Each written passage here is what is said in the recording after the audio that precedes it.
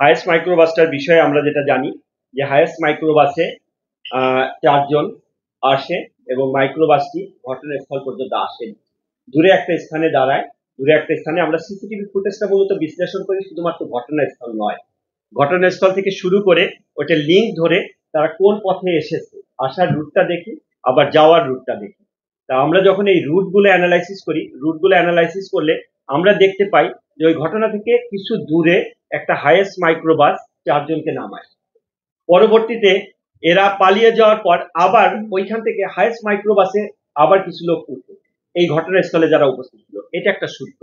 এই সূত্রের জের ধরে আমরা এই মাইক্রোবাসটি শনাক্ত করার চেষ্টা করি, মাইক্রোবাসের নাম্বার প্লেটটি দেখার চেষ্টা করি। মাইক্রোবাসের নাম্বার প্লেট থেকে যখন নাম্বারটি আমরা শনাক্ত করি, বিআরটি এর মাধ্যমে এর মালিকানা আমরা যাচাই করি।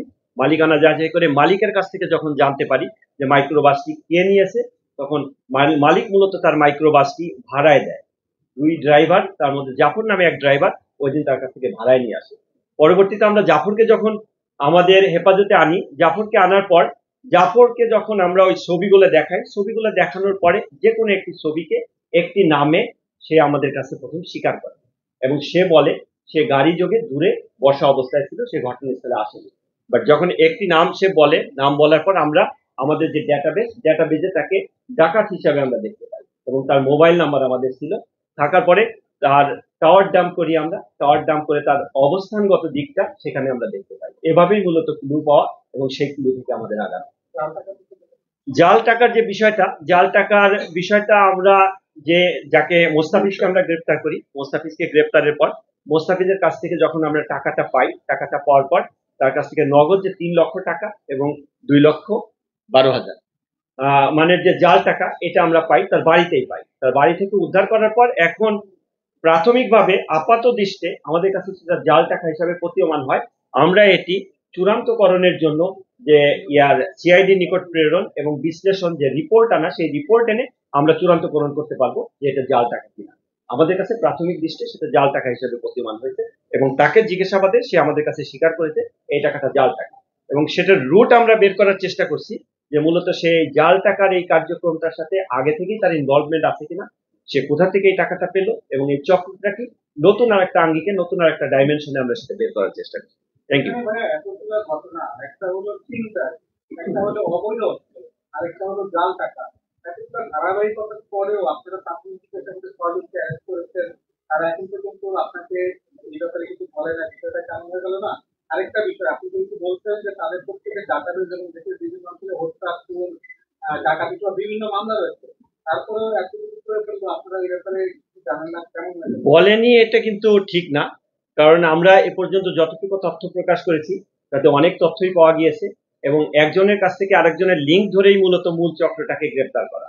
একজনের কাছ থেকে যে তথ্য পাই সে তথ্য বিশ্লেষণ করে আরেকজনকে গ্রেপ্তার করা এবং সেখান থেকে উদ্ধার করা এবং সেটা তথ্য প্রযুক্তিগত যে অ্যাডজাস্টমেন্ট সেগুলো করেই মূলত একটা তদন্ত কার্যক্রম ঘটে। আর যখন এই কার্যক্রমটা শর্টে এখানে ব্রিফ করি, শর্টে 2 মিনিটের ব্রিফ, বাট এর নেপথ্যে অনেক বড় রকমের একটা গল্পের মতো থাকে। তাই এটা মনে হচ্ছে যে জাল টাকা, অস্ত্র, যখন একটা ডাকাতি করতে যাবে, ডাকাতি করতে গেলে সেখানে অস্ত্র থাকবে, সেখানে গাড়ি থাকবে, সেখানে মোটরসাইকেল থাকবে, পালানোর জন্য তার বাহন থাকবে, পালানোর জন্য বাহন না থাকলে সেখান থেকে পালাতে পারবে না, অস্ত্র না থাকলে ভীতি সঞ্চার করতে পারবে না, ডাকাতি কার্যক্রম করতে পারবে না। জাল টাকার বিষয়টা, হ্যাঁ, জাল টাকার বিষয়টা সেটা আর একটা অপরাধের ডাইমেনশন, যে ডাইমেনশনে আমাদের তদন্ত কার্যক্রম চলছে যে এইটার ক্ষেত্রে তার প্রিভিয়াস হিস্ট্রি আছে কিনা, অথবা জাল টাকাটা কোথা থেকে এনেছে, যেহেতু আমরা পেয়েছি, পাওয়ার পরে এটার ক্ষেত্রে আমাদের তদন্ত করতে হবে, তদন্ত করে জানতে হবে, এটা রুট বের করতে হবে, সেটাকে আইনের আওতায় আনতে হবে। Thank you.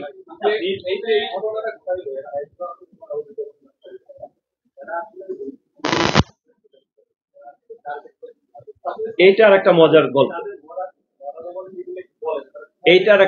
গল্প, এখানে এইটার ক্ষেত্রে লোকাল সোর্স থাকে। Thank you. এটার ক্ষেত্রে লোকাল সোর্স থাকে, লোকাল সোর্স প্রথমে তাদেরকে ইনফরমেশন দেয় এবং দীর্ঘদিন সেটা র্যাকি করে। এটার গল্পটা যেটা ওদের কাছে যেটা জিজ্ঞাসা করলাম, কালো ব্যাগ নিয়ে যাওয়া নিয়ে আসা, এটা কয়েকদিন তারা দেখে, দেখার পর তারা দেখে কখন ব্যাগটা মোটা, কখন ব্যাগটা চিকন, মোটা মানে বেশি টাকা আছে, এইভাবে তারা টাইমটা দেখে। তারিখ তারা নির্ধারণ করে কোন তারিখে এই অঞ্চলের মার্কেট বন্ধ থাকে, মার্কেট বন্ধ থাকলে লোক সমাগম কখন কম হয়, এভাবে তারা তাদের যে ফেভারের একটা এনভায়রনমেন্ট পরিবেশ সেটা নিশ্চিত করে তারা কার্যক্রমটা করে, এটাই তারা আমাদের কাছে স্বীকার করে।